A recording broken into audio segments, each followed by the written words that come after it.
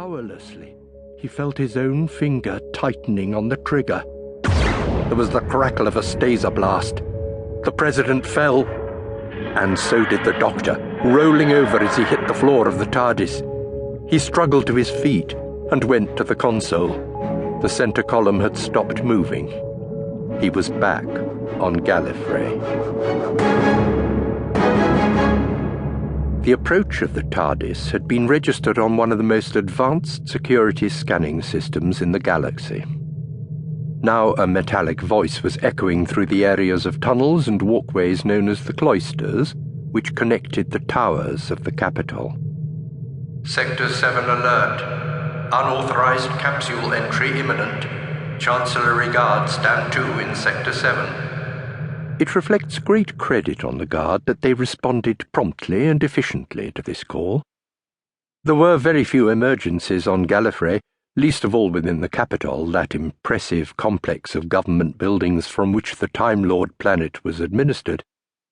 Usually the Guard's only function was to add colour and dignity to ceremonial occasions.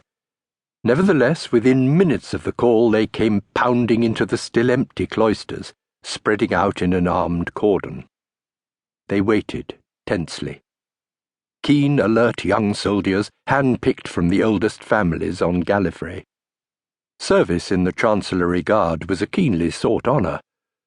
A strange, wheezing, groaning sound shattered the silence, and a battered blue box appeared beneath one of the arches. Was this the dangerous intruder? Hands clutching their staser guns in unaccustomed excitement, they waited for orders.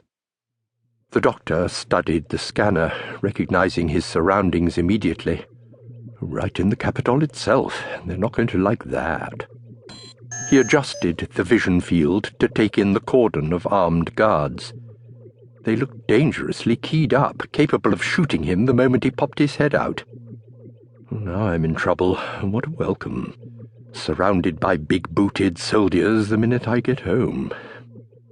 With impressive dignity, two officers made their way through the cordon and marched up to the TARDIS.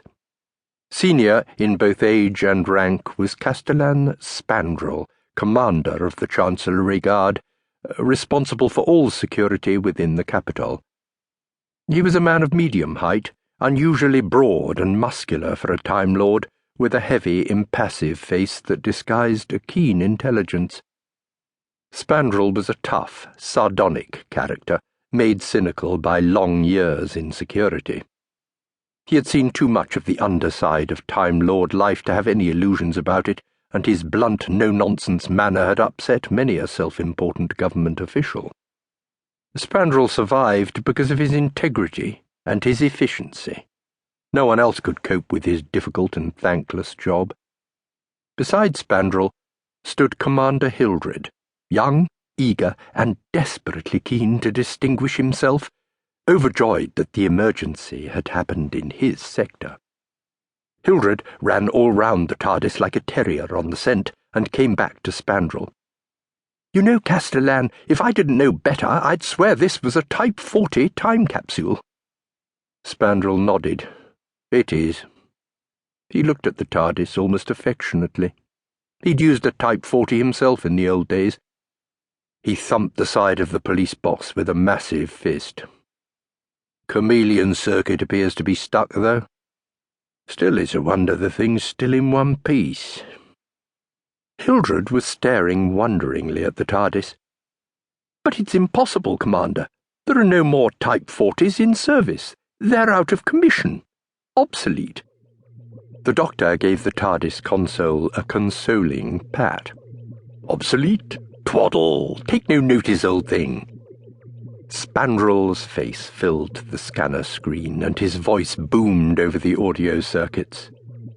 "Nevertheless, Commander Hildred, this is a Type 40 TARDIS, and it's landed in an unauthorized zone just before a very important ceremony.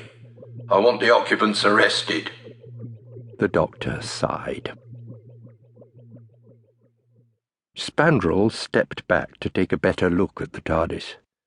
"Now, as I remember, the barrier on this model is a single curtain trimonic. You'll need a cipher indent key."